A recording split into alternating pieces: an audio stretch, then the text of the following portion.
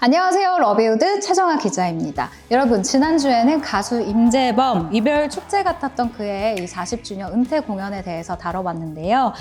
이번 주에는 조심스럽지만 절대 피해갈 수 없는 이 주제를 다루게 됐습니다. 인간 임재범에게 가장 중요한 가족, 딸과 아내, 그리고 그의 노래 속에 남겨진 아버지의 그림자까지 그의 음악 인생을 움직인 삶의 이유에 대해서 살펴볼까 합니다.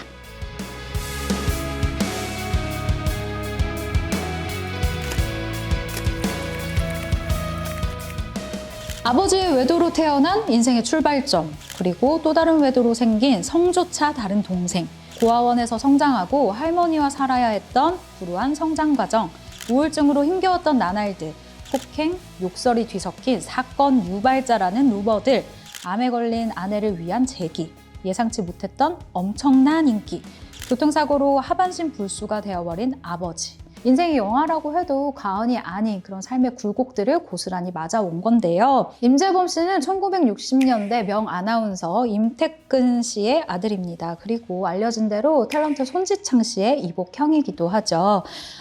결혼식에 삭발을 하고 나타날 정도로 사실 임재범 씨는 돌출 행동을 일삼는 괴짜, 긴, 야인이라는 단어로 소개가 되기도 했습니다. 사실 그 단어만으로 임재범 씨를 소개하고 설명하기엔 부족한 부분들이 있어요. 왜냐면 다 이해할 수 없는 그 심연의 감정들이 있기 때문이죠.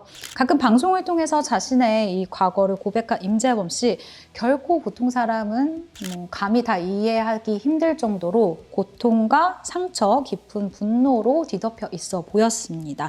그래도 그의 인생에 음악, 그러니까 록이 있었기 때문에 그 여리고 아픈 마음을 잡는가 했습니다. 그런데 세상은 또 그렇게 호락호락하지 않잖아요. 임재범 씨에게 그 하고 싶은 음악마저도 앗아가 버리고 맙니다. 결국 자신을 이렇게 둘러싸고 있는 것들에 대한 미움과 증오 그리고 후회가 쌓여가면서 본인조차도 이 통제가 불가능한 야수가 되어버린 게 아닌가라고 생각이 들기도 해요. 물론 여기서 말씀드리고 싶은 건 그가 남들보다 평탄치 못한 환경에서 자랐기 때문에 그가 벌여왔었던 크고 작은 이런 사건들이 면죄부를 받고 용서를 받을 수 있었던 것은 아니다라는 것을 참고해 봅니다. 한때 우울증과 조울증 때문에 스스로 생을 마감하고 싶다라는 생각을 수도 없이 했다라는 임재범입니다. 혼자 힘들어하는 동안 청천벽력 같은 소식이 전해지게 됩니다. 정말 영원한 사랑일 줄 알았던 이 아내가 암이 찾아왔다라는 사실인데요. 더 이상은 예전처럼 야인처럼 그러니까 방황만 하고 살 수만은 없게 된 거죠. 결혼 후에 생활비가 없어서 한겨울에 난방도 제대로 못할 정도라 먹고 살기 위해 억지로 나가 노래를 불렀다. 전기세를 아끼기 위해 딸아이에게 TV는 1시간만 보도록 부탁을 했었고 밤 9시가 되면 집안의 모든 불을 끄고 코드까지 뽑았었다 라고 그 결혼 초의 이야기를 하기도 했었어요. 그리고 나가수로 이 임재범 씨가 다시 어떻게 보면 대중매체의 모습이 드러나기 시작했죠. 어떻게 출연하게 됐을까에 대해서 굉장히 궁금해하시는 분들이 많아서 제가 다시 한번 알아보고 취재도 해봤는데 당시에 임재범 씨가 이렇게 얘기를 했어요. 아내의 치료비를 마련하기 위해서 방송에 나왔다. 딸에게 자랑스러운 아버지가 되기 위해 방송에 나왔다. 병이 낫게 여러분의 기도를 부탁드린다 라고 얘기해서 정말 많은 시청자분들이 그의 그 다음 라운드들을 항상 응원을 했었습니다.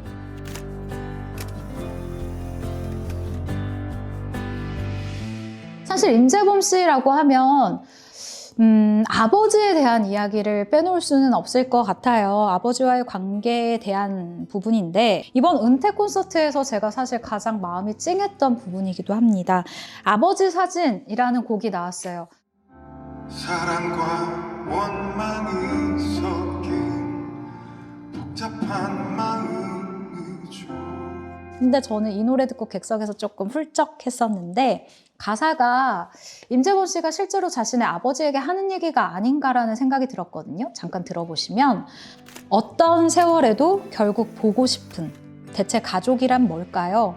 다른 게 보여요. 당신의 나이가 되니 소리 못 내셨을 고뇌와 두려움들이 아버지와 왕래는 끊겼고 상처는 여전히 남아있을 테죠. 그럼에도 이 상처가 쉽게 회복되거나 재생되는 것일 리가 없습니다. 그럼에도 정말 솔직하게 당신도 두려웠겠다, 당신도 고뇌했겠다라고 아버지의 마음을 살펴보는 이제 60대가 된 거예요.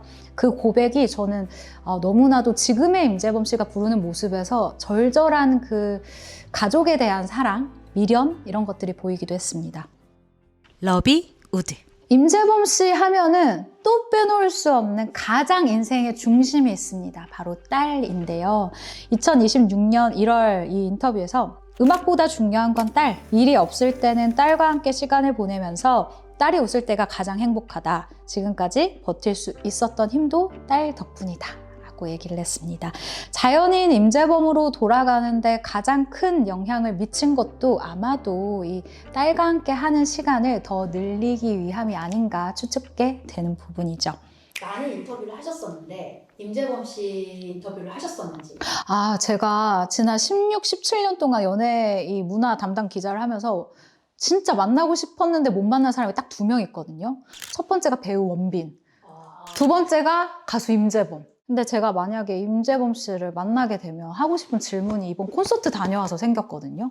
저는 임재범 씨를 떠올리면 사실 가장 인상 깊었던 건 나가수에 출연했었던 막 이렇게 화가 잔뜩 나 있는 약간 앵그리버드 같은 모습이 있었거든요. 그게 제가 기억하는 이 임재범 씨의 모습이었는데 그 사이에 도대체 무슨 일이 있으셨던 건지 도인 같고 그냥 세상을 그냥 다 내려놓은 듯한 그런 자연스러움도 보이고 이 딸이 성장하면서 아빠에게 끼치는 영향들이 있잖아요. 굉장히 부드럽게 만들어줄 수 있는 그런 것들이 임재범 씨의 삶에 지금 굉장히 잘 녹아들었구나라는 생각을 했었어요.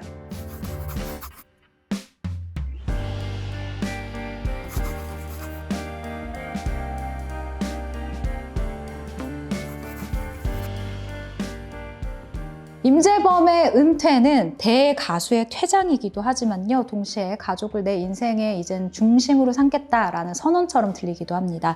임재범의 노래는 상처를 지우지 않고요. 지나간 상처의 자국을 가장 솔직히 보여주는 노래라는 생각도 드는데요. 그래서 더 위로와 용기를 주는 가수다라고 저는 평가하고 싶어요.